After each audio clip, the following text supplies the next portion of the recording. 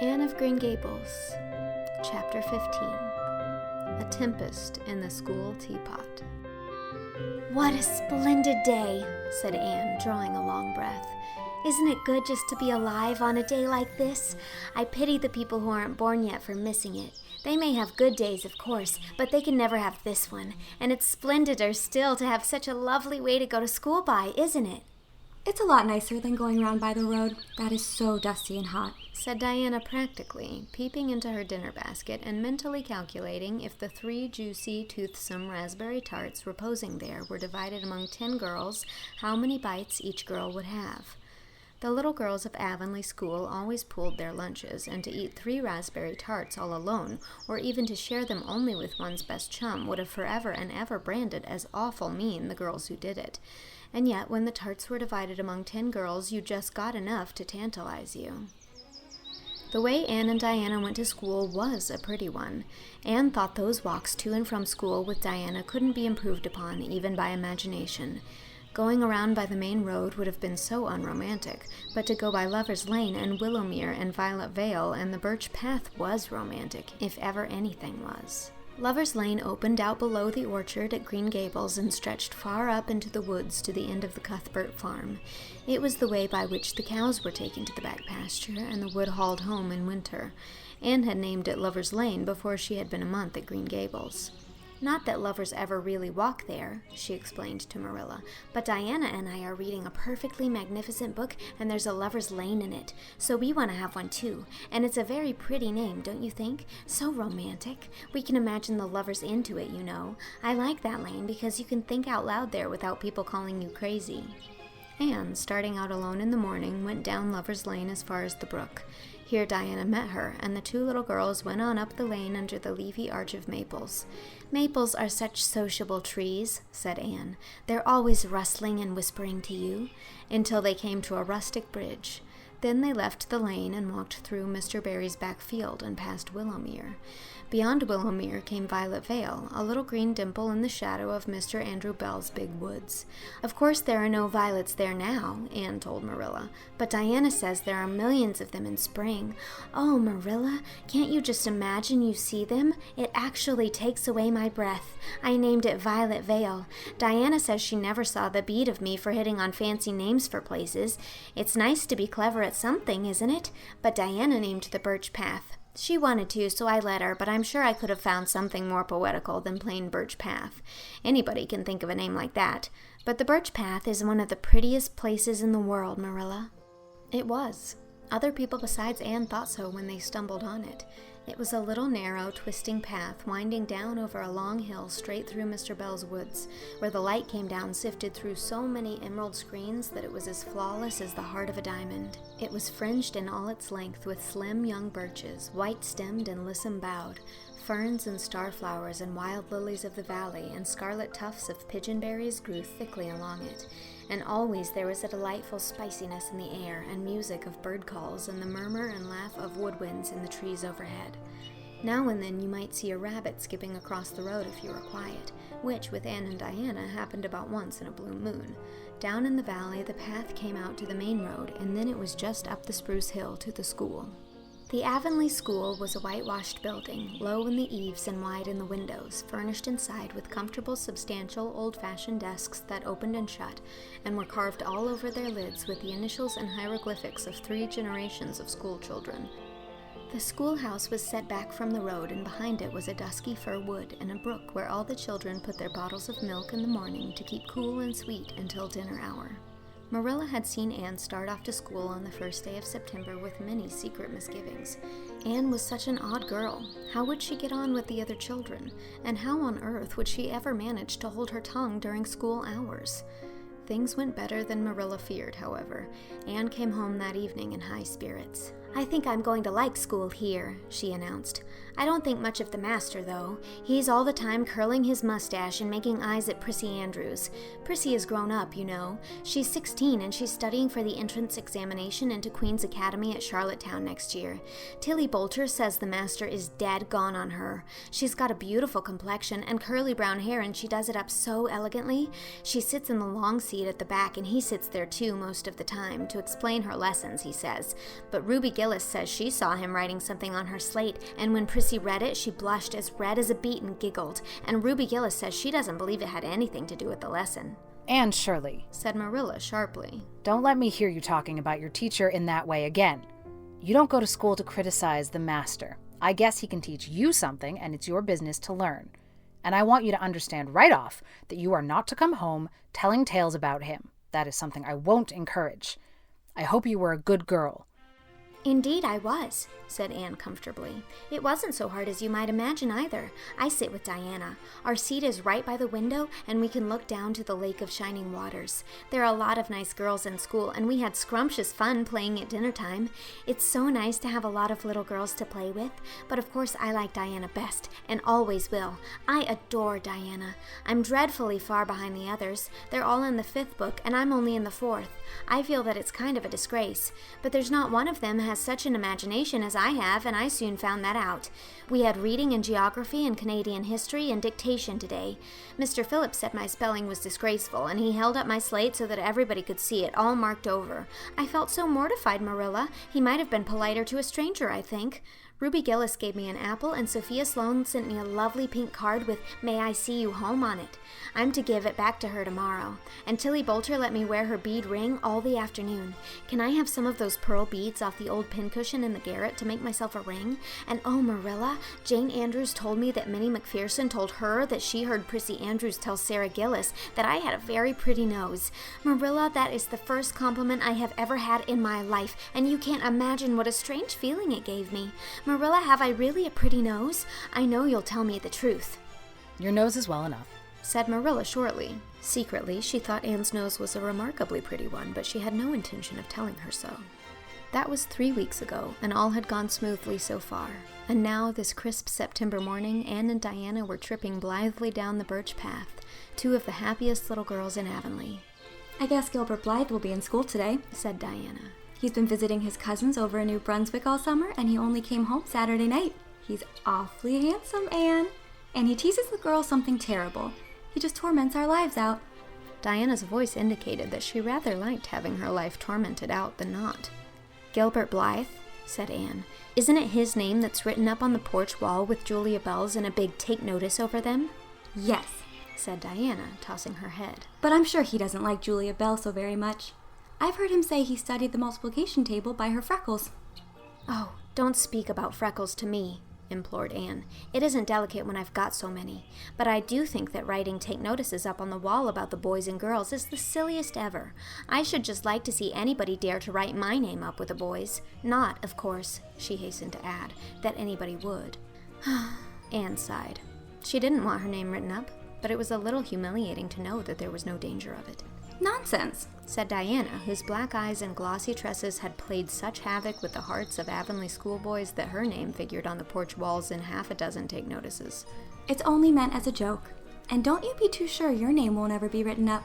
Charlie Sloane is dead gone on you. He told his mother, mind you, that you were the smartest girl in school. That's better than being good-looking.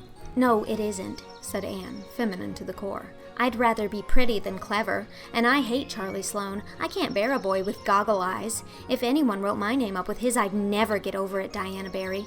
But it is nice to keep head of your class. You'll have Gilbert in your class after this, said Diana. And he's used to being head of his class, I can tell you. He's only in the 4th book, although he's nearly 14. 4 years ago, his father was sick and had to go out to Alberta for his health, and Gilbert went with him. They were there 3 years, and Gil didn't go to school hardly any until they came back. You won't find it so easy to keep head after this, Anne.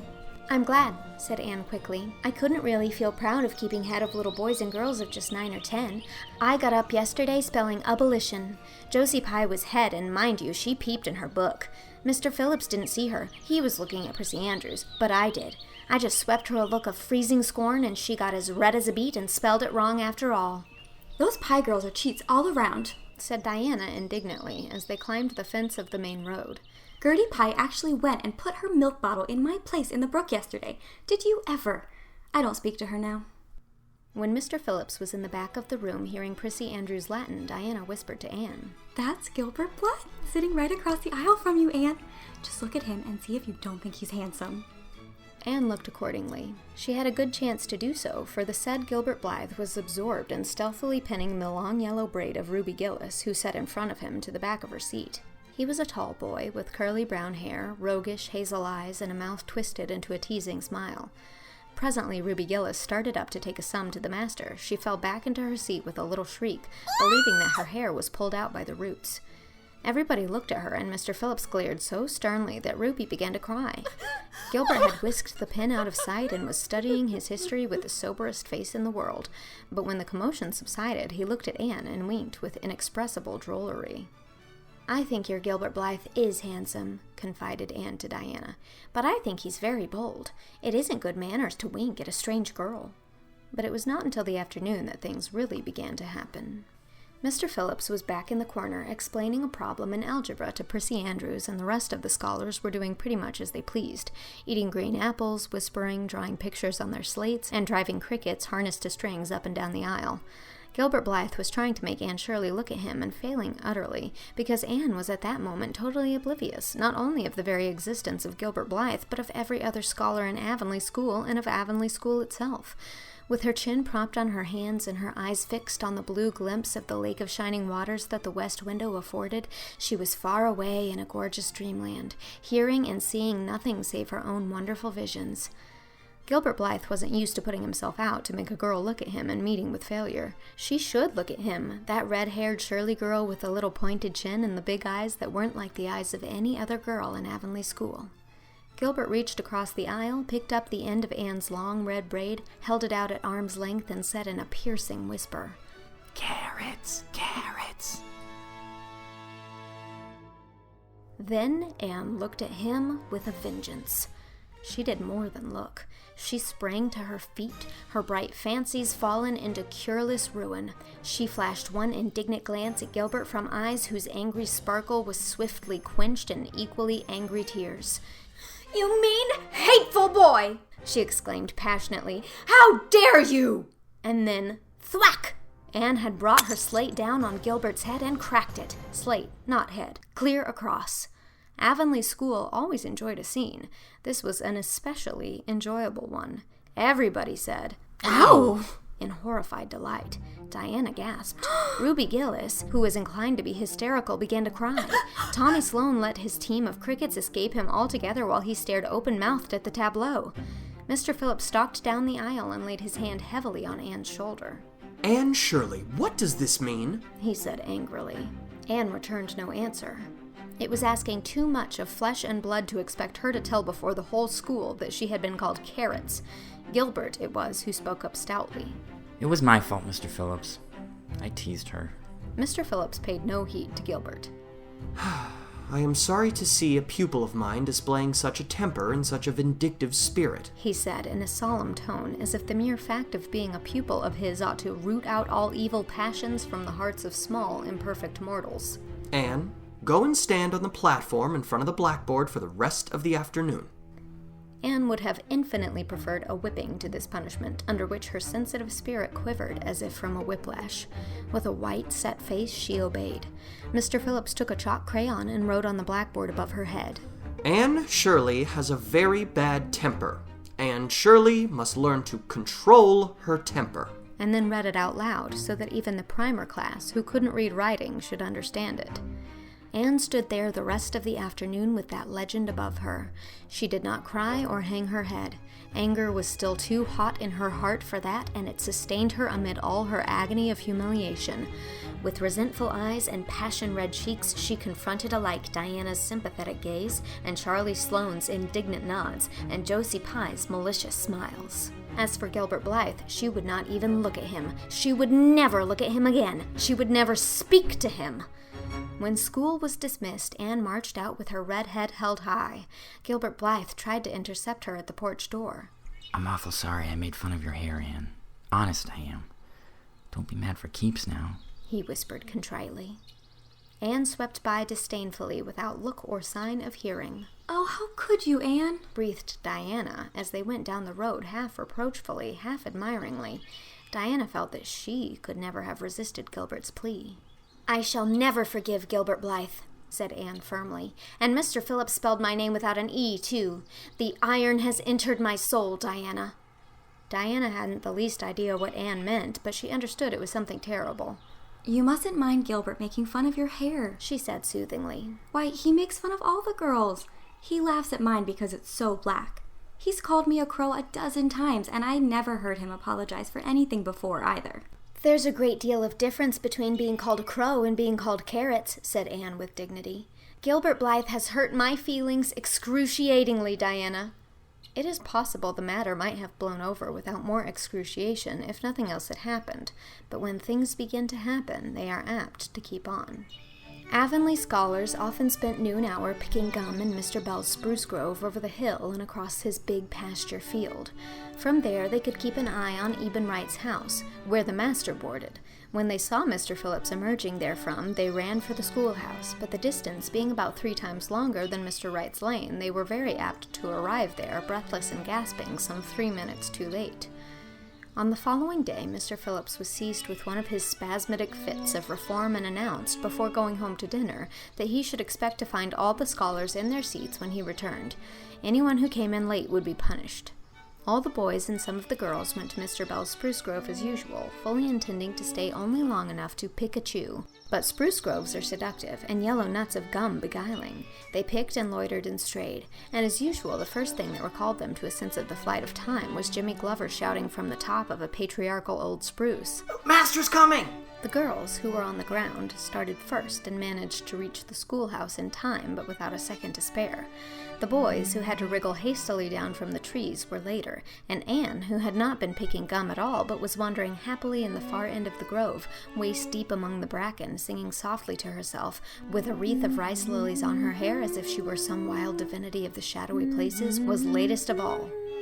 Anne could run like a deer, however. Run she did, with the impish result that she overtook the boys at the door and was swept into the schoolhouse among them just as Mr. Phillips was in the act of hanging up his hat.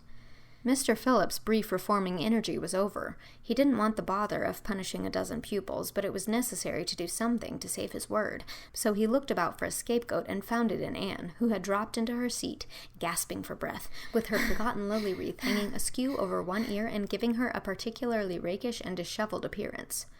"Anne Shirley, since you seem to be so fond of the boys' company, we shall indulge your taste for it this afternoon," he said sarcastically. "Take those flowers out of your hair and sit with Gilbert Blythe." The other boys snickered. Diana, turning pale with pity, plucked the wreath from Anne's hair and squeezed her hand.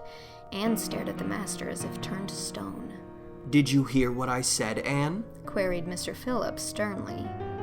"Yes, sir," said Anne slowly, "but I didn't suppose you really meant it."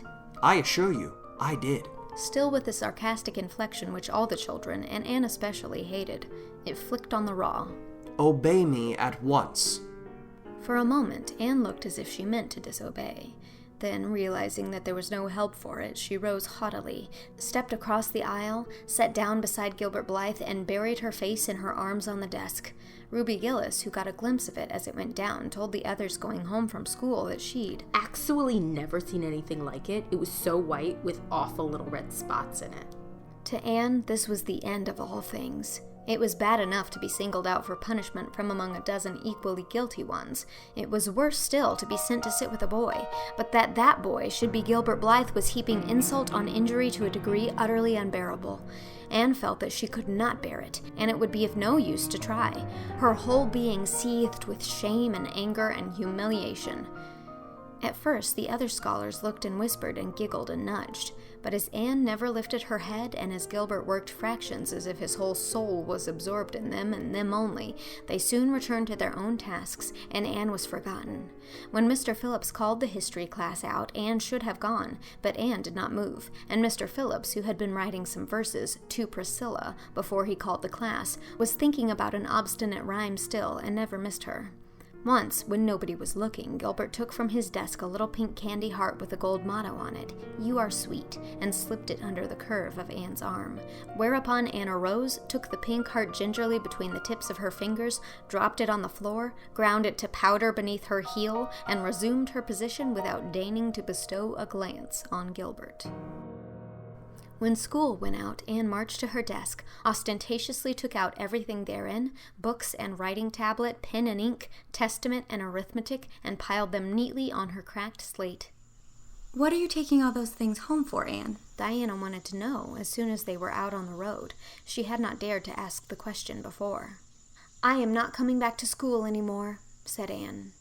Diana gasped and stared at Anne to see if she meant it. Will Marilla let you stay home? She asked. She'll have to, said Anne. I'll never go to school to that man again. Oh, Anne.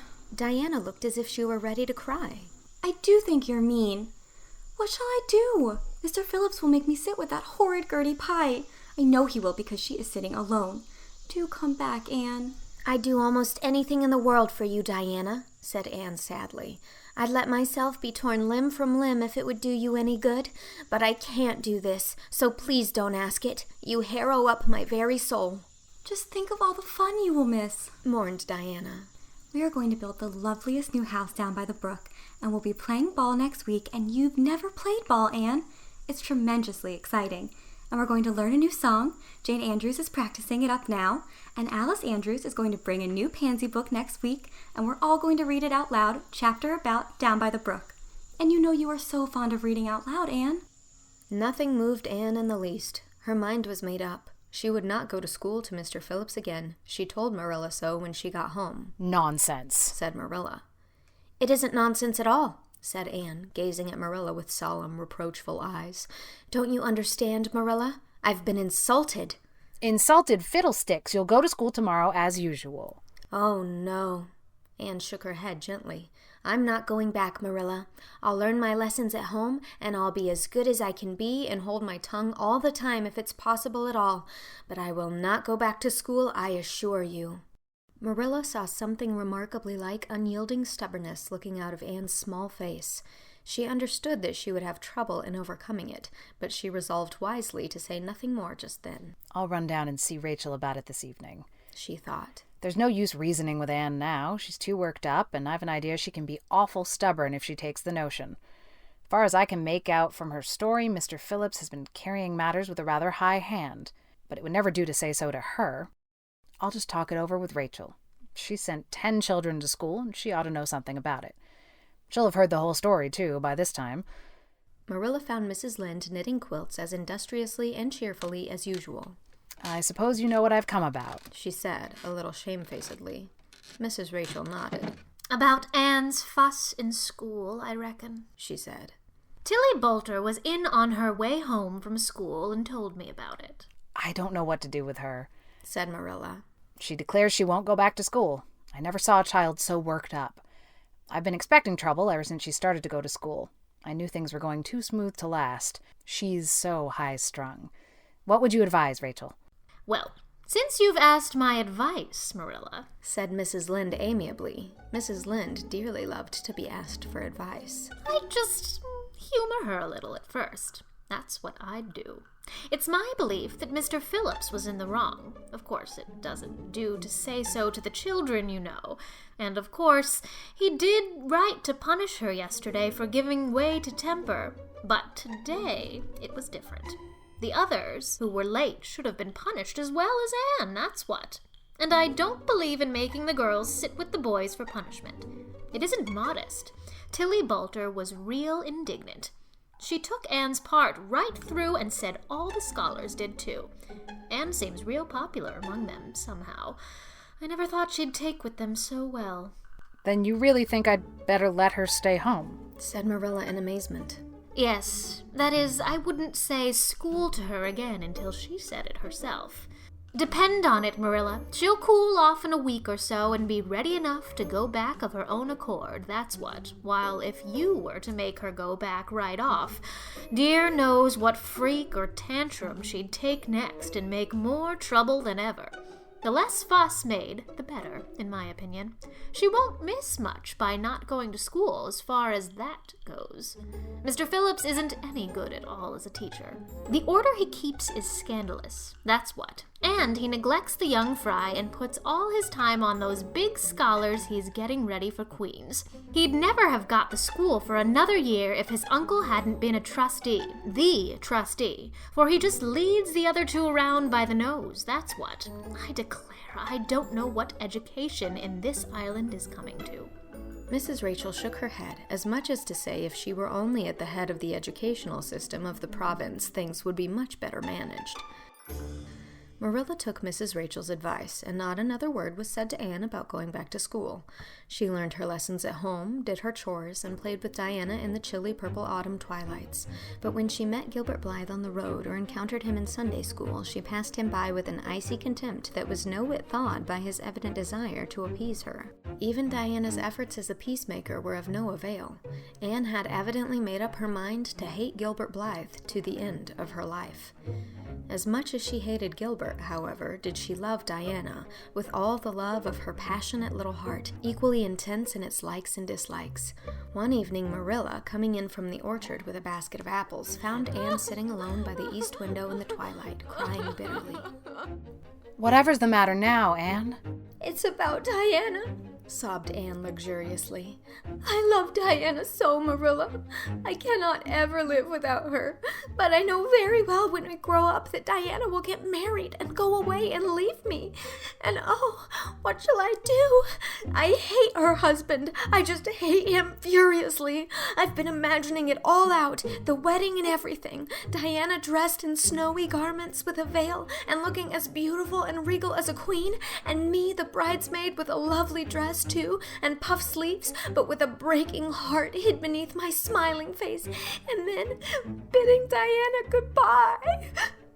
Here Anne broke down entirely and wept with increasing bitterness. Marilla turned quickly away to hide her twitching face, but it was no use. She collapsed on the nearest chair and burst into such a hearty and unusual peal of laughter that Matthew, crossing the yard outside, halted in amazement. When had he heard Marilla laugh like that before? Well, Aunt Shirley, said Marilla as soon as she could speak. If you must borrow trouble, for pity's sake borrow it handier home. I should think you had an imagination, sure enough.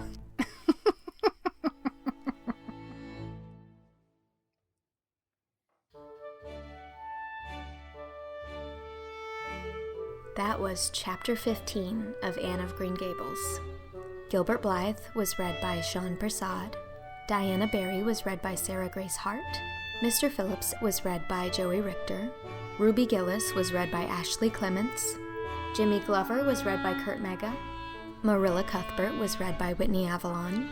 Rachel Lynde was read by Jaime Lynn Beatty. And Anne Shirley was read by me, Mary Kate Wiles. It is also recorded and edited by me and executive produced by Shao.